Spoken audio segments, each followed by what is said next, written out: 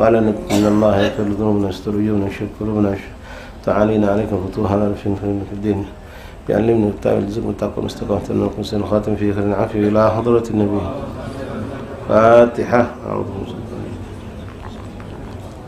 بسم الله الرحمن الرحيم. الحمد لله رب العالمين الرحمن الرحيم مالك يوم الدين إياك نعبد وإياك نستعين اهدنا الصراط المستقيم صراط الذين أنعمت عليهم غير المغضوب عليهم ولا الضالين آمين. بسم الله الرحمن الرحيم. الحمد لله رب العالمين حمدا شاكرا حمدا نائما حمدا يوافي نعمه كافي مزيدا يا ربنا لك الحمد كما ينبغي لجلالك الكريم عظيم سلطانك سبحانك لا علم لنا إلا ما علمتنا إنك أنت العليم الحكيم وتب علينا يا رب إنك أنت التواب الرحيم واغفر لنا وارحمنا وأنت خير الراحمين وانصرنا على القوم الكافرين برحمتك يا أرحم الراحمين. رب اشرح لي صدري ويسر لي أمري واحلل عقدة من لساني يفقهوا قولي. ربي زدنا علما ويقينا وارزقنا فهما اللهم ارزقنا فهم النبيين وحفظ المرسلين وإلهامك إله الملائكة المقربين. سبحانك لا علم لنا إلا ما علمتنا إنك أنت العليم الحكيم وتب علينا يا رب إنك أنت التواب الرحيم واغفر لنا وارحمنا أنت خير الراحمين فانصرنا على القوم الكافرين برحمتك وجودك وكرمك يا أرحم الراحمين يا أرحم الراحمين يا أرحم الراحمين. اللهم هذا منك وبك إليك ولا حول ولا قوة إلا بك وصلى الله على سيدنا محمد نبي الأمي وآله وصحبه وسلم. الحمد لله رب العالمين. معاشر الحبايب معاشر الإخوان hadirin jamaah majlis taklim Mushallah Riyadul Jannah Kampung Marah rahimani rahimakumullah. Assalamualaikum warahmatullahi wabarakatuh.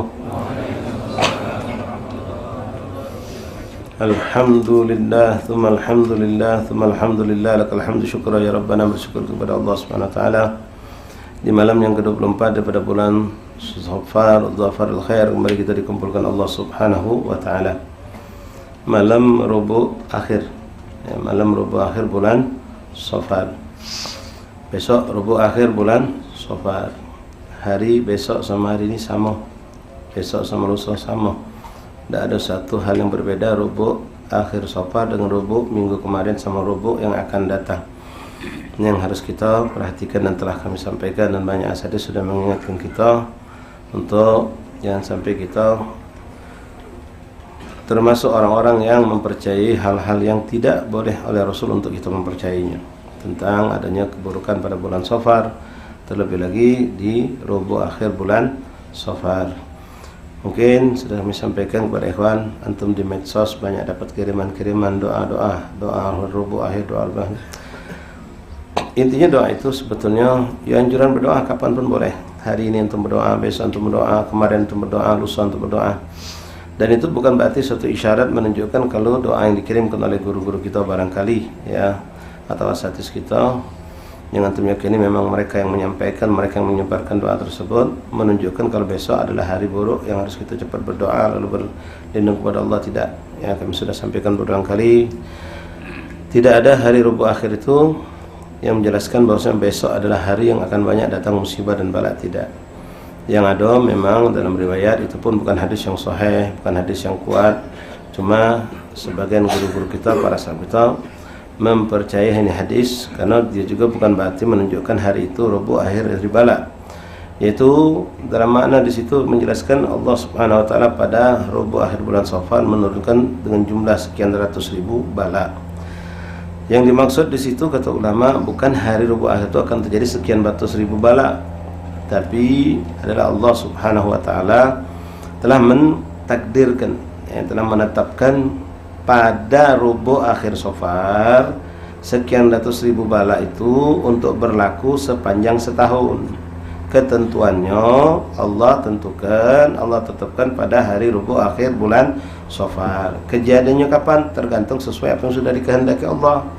Ada yang terjadi memang besok, ada yang terjadi lusa, ada yang terjadi bulan Maulid, ada yang terjadi bulan Haji, ada yang terjadi bulan Ramadan, ada yang terjadi akhir bulan Selasa terakhir nanti sebelum Rabu akhir tahun depan. Semua rahasia Allah, kita tidak tahu. Ya, kalau makna bala itu kita anggap bala yang besar.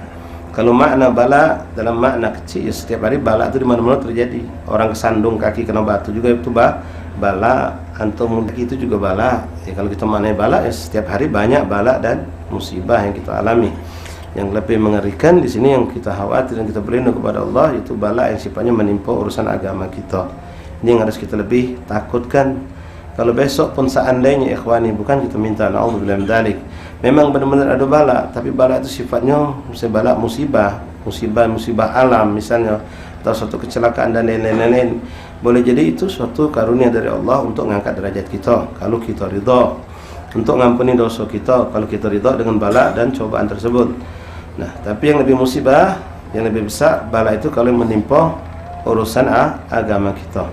Ini bala yang lebih besar, munculnya keraguan pada diri kita, condongan kita dengan kemaksiatan, membiarkan suatu kemaksiatan, atau kita mulai menyentuh dalam urusan bisnis dagang kita hal-hal yang syubhat yang sebelumnya kita tidak pernah melakukannya, sekarang kita mulai tersentuh dengan hal yang seperti itu. Ini urusan lebih bahaya dari musibah toko kita kebakaran, dari kehilangan barang di toko kita, di warung kita, ketimbang dengan musibah masuknya duit riba ke dalam toko bangunan kita. Ini musibah lebih besar. Ya, nipu. Selama ini kita tidak pernah nipu dalam urusan bisnis kita, dagang kita, pekerjaan kita, lalu kita mulai melakukan itu, musibah lebih besar daripada musibah-musibah yang sifatnya menyentuh jasad atau fisik kita. Atau naudzubillah min dzalik, kita dapatkan orang-orang yang kita cintai mulai meninggalkan sunnah Rasulullah. Ya, mungkin mereka mulai menyentuh hal-hal yang dimakruhkan Allah. Dan lebih besar lagi saat ini kita dapatkan ada orang yang kita cintai, entah anak, bini kita, keluarga kita, bahkan mereka menyentuh yang diharamkan Allah. Allah, ini lebih besar di musibah kalau dia kecelakaan motor atau mobil. Bagi orang yang paham yang mana yang hakikat, yang mana yang cuma sekedar gambaran. Nah, ini yang lebih mengerikan. Karena kalau orang kecelakaan jasadnya rusak, sampailah dia wafat barangkali, boleh jadi dengan itu dia dapat syahadat, boleh jadi dia dapat syahadat dunia, syahadat akhirat. Di dunia kecelakaan dia mengalami lalu dia wafat, dia dapat syahadat akhirat namanya. Maksudnya apa? Di akhirat dia dapat maqam syuhada. Di dunia dia tidak dianggap syuhada. Mayitnya kita perlakukan seperti manusia biasa. Tapi yang musibah naudzubillah min dzalik, kalau ada seorang mendapatkan musibah agama yang sifatnya membuat dia tadi itu mesti keluar dari thariqah yang hak, atau terucap kalimat-kalimat yang bisa menggeserkan keimanannya, atau muncul keraguan pada dirinya, atau dia tadi naudzubillah min dzalik melakukan sesuatu yang mungkar yang diharamkan Allah, diharamkan Rasulullah, atau musibah termasuk musibah besar ikhwan kalau dia menganggap sepele sunnah Rasulullah, menganggap sepele perkara yang dibenci oleh Rasulullah, lalu dia dimatikan Allah dan keadaan seperti itu. Ini naudzubillah, bisa naudzubillah meninggalnya bisa kategori mungkin su'ul khatimah, ini lebih besar musibah.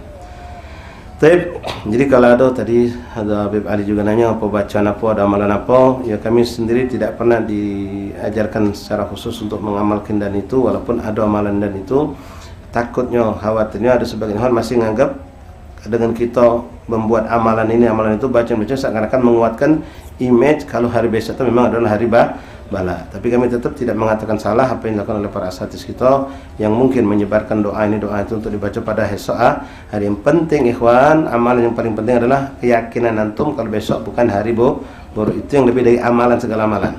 Antum mengamalkan hasbunallah 1000 kali, ayat kursi 1000 kali, yasin 1000 kali misal, tapi dengan rasa ketakutan hari besok akan datang bala, itu justru musibah buat antum. Ya, antum tidak punya amalan apa-apa, tapi antum punya keyakinan besok tidak kata macam-macam bala, karena besok itu hari yang berkah baik, itu lebih dari amalan. Karena itu masalah keyakinan kita kepada Allah, dan keyakinan kita dengan apa yang datang dari Rasulullah, yang Nabi Muhammad SAW telah mengajarkan secara utuh, sofat dari awal sampai akhir, tidak ada suatu keburukan. Kalaupun apa yang terjadi di bulan apapun, di hari apapun, di tempat manapun, suatu bala musibah terjadi, itu sudah qada mubrumnya yang Allah tentukan, bukan karena bulan Safar, bukan karena Rabu akhir, bukan karena hari ini dan hari itu, bukan. Ini yang harus kita tanamkan. Itu ibadah yang paling penting ketimbang kita zikir ini zikir itu, walaupun silahkan ada amalan itu kita lakukan, tapi sekali lagi yang penting tanamkan keyakinan pada hati kita, pada diri kita, dan sampaikan juga kepada saudara-saudara kita yang punya keyakinan besok Rabu akhir atau hari bala musibah dan lain-lain, bahwasanya itu salah. Yakin ke bahwa besok adalah hari baik, hari berkah. Nah, ini yang dilakukan oleh para salafun salihun sampai hari ini. Bahkan ini pun dilakukan oleh banyak orang-orang lama di Palembang ini. Mereka melakukan yang namanya midad. Apa itu midad? Uji bahasa kita ini tamasya, senang-senang. Di Rabu akhir di saat orang ketakutan, yang ada bala, justru mereka dengan keluarganya keluar dari rumah, Jadi tempat-tempat terbuka, entah di atas rumah mereka, atau di kebun, atau di ladang, atau di tepi pantai, atau di atas bukit, mereka cari tempat yang terbuka, duduk bareng, mereka senang-senang makan-makan. Ya, sambil kalau yang memang kita dapatkan, kalau kita sendiri sering melakukan dulu waktu sama guru kita Habib Umar bin Masyur, kita ziarah makam aulia, lalu di situ kita gosidahan, baca salawat, baca maulid sambil makan-makan senang-senang di tempat terbuka. Untuk apa menunjukkan? Kalau hari ini kami yakin tidak ada suatu hal yang buruk. Ya, kalau memang kita ketakutan pasti kita mendap di rumah, tidak mentu. Tapi kita tunjukkan justru kita mentu, kita keluar. Jadi besok jangan sampai antum tak jadi mentu. Nak ke pasar takut, nak mudik tak jadi, muka toko takut, gobo akhir. Ya, nah itu malah musibah yang besar tu yang kau alami, itulah musibah yang besar. Ya, musibah yang besar rasa takut muncul pada diri kita kalau besok akhir buruk wallahu a'lam. Mudah-mudahan ini yang sering dan kami ulangi terus menjadi kemantapan keyakinan kita ikhwan rahimakumullah. Kalau hari Rabu besok tu berkah. Ya, kalau kita kilas balik sedikit baik. Dalam hitungan 2 bulan terakhir ini baik, berapa banyak kecelakaan besar di luar bulan Safar. Dan di bulan Safar, bukan di Rabu akhir, banyak ya, kecelakaan beruntun, kecelakaan ini, kecelakaan itu, macam-macam. Ya, kematian orang yang dekat sama kita dengan hal-hal yang sebab-sebab macam-macam. Semua hari itu sama, semua hari itu berkah, semua bulan itu sama, semua bulan itu berkah. Kalau bulan lebih berkah dari bulan lain, ada. Hari lebih berkah dari hari lain, ada. Tapi kalau bulan lebih buruk dari bulan lain, tidak ada. Hari lebih buruk dari yang lain, tidak ada. Tidak ada waktu, bulan, hari yang buruk di mata Allah. Tapi kalau bulan yang lebih berkah, hari yang lebih berkah, waktu yang lebih berkah, memang ada dalam syariat Islam. Jelas insyaAllah ikhwan. Ya, perbedaan tafdil, ma ahsan wa akbar wa afdal itu ada. Lebih mulianya bulan ini dengan bulan lain, hari ini dengan hari lain, waktu ini dengan lain, memang itu ada dalam syariat. Tapi tidak pernah dalam syariat hari ini lebih buruk dari yang lain, bulan ini lebih buruk dari yang lain, jam ini waktu ini lebih buruk dari waktu jam yang lain, tidak ada. Wahakata. Taib, ma'asyarul ahbab rahimani rahimakumullah. Kita lanjutkan pembacaan kitab Adhkar An-Nawawi. Bismillah.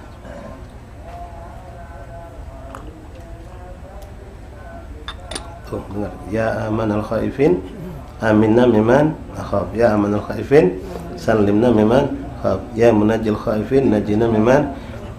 Tiap hari kita macam saya besok ketakutan. Ya, nanti kalau mengacu khotib cakap Palembang kan. Kalau asli Rotibul Haddad, ini bukan bagian dari Rotibul Haddad.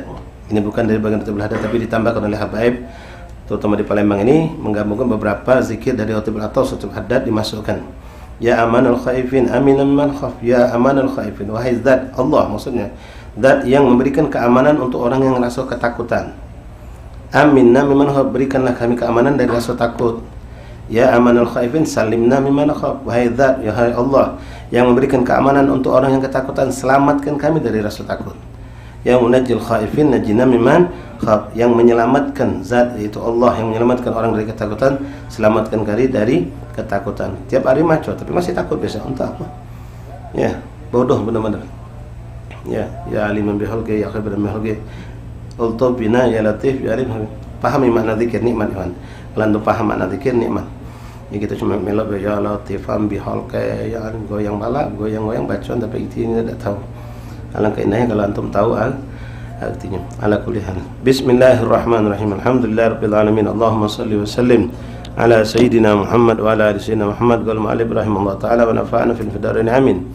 Faslun mimma yadhummu min al-alfaz al-mira' wal jidal wal khusumah. Masih kita pembahasan seputar ucapan-ucapan yang dikecam, yang dilarang, yang dipandang buruk dalam syariat Islam.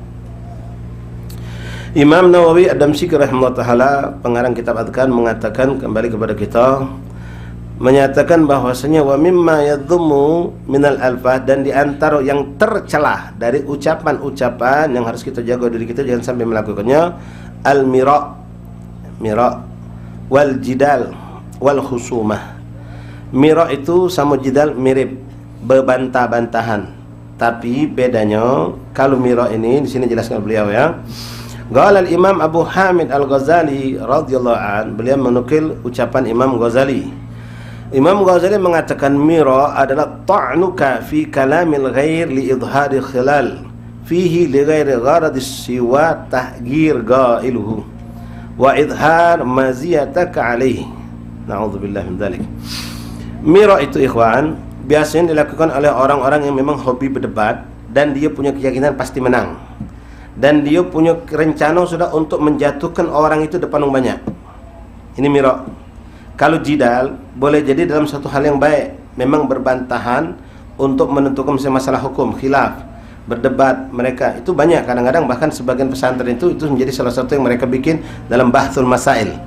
Ada masalah-masalah hukum yang baru yang zaman dulu belum ada di kitab DKT, muncul sekarang. Misalnya kartu kredit apa hukumnya, BPJS apa hukumnya, transfer darah bagaimana hukumnya, ngoper jasad manusia dari uang lain kepada kita, misalnya ginjal uang dipindahkan kita apa hukumnya. Dulu belum ada kan itu. Nah ini dibahas dengan melihat dalil daripada dalil Quran hadis. Tidak ada dalam hadis, mereka ambil daripada kias ijma. Nah mereka kadang-kadang masing-masing mengeluarkan argumen dengan dalil ini, dengan dalil berbantah dulu, seakan-akan muncul perbantahan itu. Nah yang seperti ini ikhwan, itu pun sebagian ulama kita menjauhi, karena biasanya saat itulah orang akan muncul hawa nafsunya, muncul rasa kibirnya. Apalagi ketika dia ngerasa dia yang lebih paham dari yang lain, dia yang lebih mampu memberikan dalil yang lebih kuat dari yang lain. Ini na'udzubillah min dzalik, akan jatuh buruk, benar-benar jatuh. Na'udzubillah min dzalik. Pernah diceritakan di kota Tarim itu, di pinggiran kota Tarim berkumpul para syabab, anak-anak muda sedang membahas bahthul masail di satu masjid, zawiyah seperti itu, teras masjid gitu nana. Mereka digunakan untuk roha biasa untuknya. Jadi di situ ada sedang pembahasan. Oh, ramai mereka anak-anak muda nih. Thalabul ilmu galau, semangat galau. Dengan tujuan bukan mujadalah untuk mencaci atau menjatuhkan orang, bukan, untuk membahas masalah ilmu. Oh, saling memberikan dalil. Si fulan menentukan dalil ini, si fulan menentukan dalil itu dengan sanad bla bla bla. Kadang-kadang orang subhanallah salaf kita ngeri seperti ini. Kadang-kadang orang sombong nih. Kalau kita misalnya seperti bagaimana Rasulullah mengatakan dalam hadis yang sahih riwayat Imam Bukhari. Sebatas itu Ada orang yang lebih sombong, dia bukan sombong ya, lebih kadang-kadang muncul hawa nafsu tadi. Dia sebutkan sebagaimana dalam sebuah hadis, an fulan, sanadnya sebutnya kalau sangi dia hafal tadi. Kita tidak nyebut ke sanad. Tahu ya sanad? Rangkaian dari siapa ke siapa sebut an fulan an Rasulullah sallallahu alaihi wasallam. Kita cuma an fulan an Rasulillah, nyebut nama sahabat, nama sahabat. Ini sebutnya kalau nama ulama belasan itu. Dia hafal, mengatakan begini dalam kitab ini halaman sekian, bab sekian, bagian sekian. Masya Allah.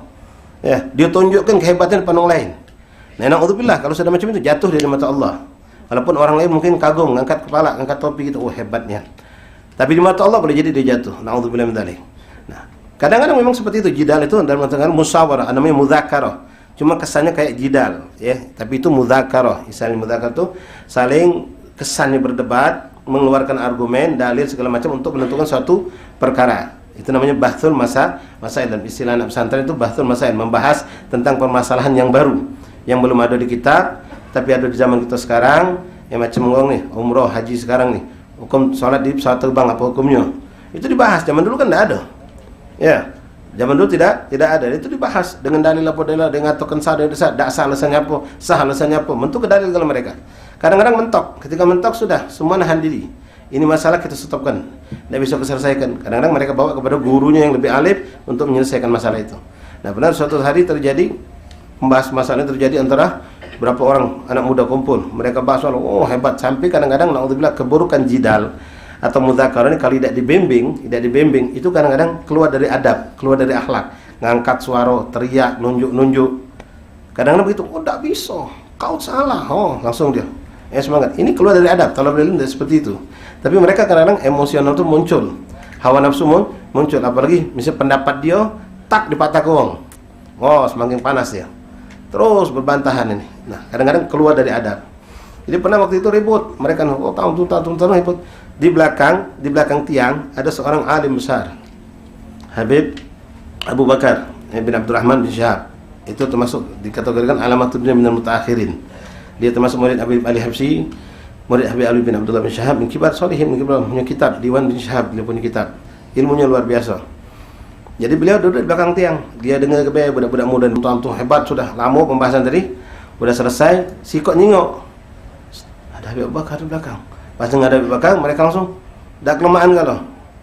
Mereka yang bantah tadi, akhirnya Habib Bakar mendekati mereka. Tegur Habib Bakar, dinasihati Habib Bakar, cara mereka yang salah, berdebat, ngangkat suara, nunjuk segala macam. Masalah yang kamu bahas itu ada 15 dalilnya. Budak ini cuma menentukan 3 dalil, ada 15 dalilnya. Di kitab ini jelas kini oleh Habib Bakar. Di halaman sekian, bab sekian, gol fulan. Ngomong kalau budak-budak tadi. Ini orang alim dari tadi nggak nyebut budak-budak.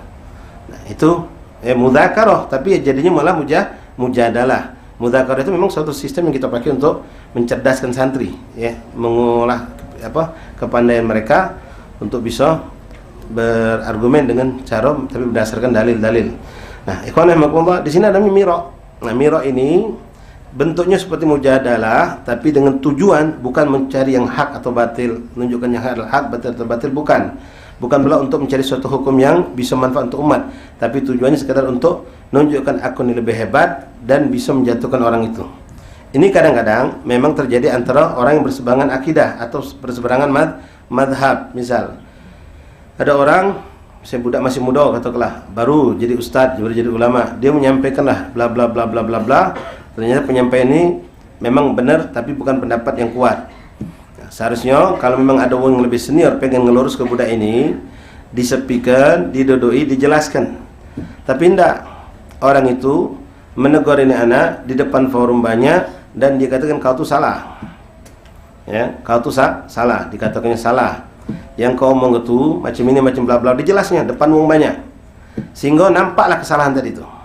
Yang benar itu macam ini, bla bla bla bla bla bla, sampai budak ini ngasuh sudah salah jatuh, tambah tunduk lagi. Lain kali kalau kau belum banyak baca kitab, baca dulu kitab banyak-banyak. Kalau ngomong hati-hati. Ya, tapi niatnya menjatuhkan. Kau bawa baca berapa kitab, bawa berapa hadis kau hafal, bawa berapa ilmu kau dapatkan. Kalau sudah nyebarkan ilmu juga, bukan niat nasihati, tapi niat untuk menjatuhkan orang. Nah, ini haram hukumnya, dosa hukumnya.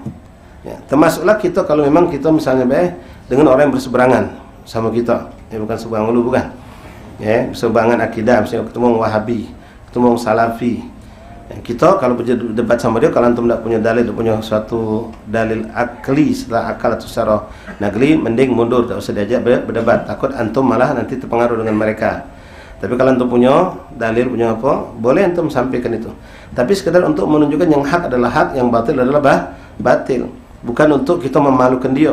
Misalnya ada orang baru terpelok di Wahabi, terpelok di Salafi, lalu dia pengen mempengaruhi kita, lalu kita patahkan. Ini masih enteng, masih cetek, kita patah ke dia depan orang banyak. Budak ini baru terpengaruh, seharusnya kita tarik untuk diselamatkan, tapi kita malah campak ke dia, kita patah ke dia, kita malah menjatuhkan dia depan orang banyak sehingga dia tambah malu. Nah, ini tidak boleh sifatnya itu seperti itu, haram hukumnya, ya. Tapi kalau mujadalah sini katakan itu miraq. Jadi miraq itu ada unsur di situ pengen menunjukkan kita lebih dan pengen menjatuhkan dia depan orang lain sehingga dia jadi itu merasa malu, ya. Dan ini tuh bisa saksikan debat-debat yang ada di TV itu, ya. Satu meja, dua wajah, apalagi judul-judul macam-macam itu, ya. Itu berdebat sampai orang itu dipatahkan, dikalahkan. Nah, kalau sekarang ini sudah sifatnya ya masyaallah sudah dunia murni. Yang disebutkan dunia murni, politik murni. Kalau dulu kita sempat sakit hati pas ada istilahnya ya masalah-masalah masalah agama, nanti ditampilkan oleh TV itu. Yang pro sama kontra. Yang pro dalam yang hak ini pilihnya ustaz-ustaz yang lemah. Yang kontra yang batil ini yang liberal segala macam pilihnya yang pintar ngomong. Sehingga ustaz kita ini di forum itu pacak dikalahkannya, dipatahkannya sampai tertunduk malu. Dan dia nggak menang. Nah, ini naudzubillah. Ya, kita sedih kalau dapat model macam itu, mewakili kita tapi ternyata orang yang bukan kita pilih, dia yang milih. Dipilihnya yang lawannya ini dari kelompok orang liberal atau kelompok orang-orang yang memang ya tidak mencintai agama walaupun dia muslim, dia ahli politik akan di situ didebat, sehingga yang dari perwakilan kita ini memang orang tidak pandai untuk berucap, berargumen, sehingga dikalahkan, nunduk seakan-akan hanya kita ini yang hak ini jadi batil, dikalahkan oleh yang batil tadi, kalah kita. Nah, dibatahkannya dengan segala macam dalil sehingga kita yang nonton di rumah ini tidak bisa ke TV. Saking sakit hati tadi itu. Nah, ini sengaja dibuat oleh mereka seperti itu. Nah, ini yang seperti ini karena mereka nyerang kita. Kalau kita pun seandainya kita yang posisi kuat mengalahkan mereka, sampai di situ selesai. Jangan sampai kita tambahkan dengan akhirnya menyerempet, melebar keluar ke sana sini sampai menjatuhkan dia di hadapan uang banyak, bahkan TV sedunia manusia menyaksikan. Itu haram hukumnya walaupun kita halal hak. Jadi sebatas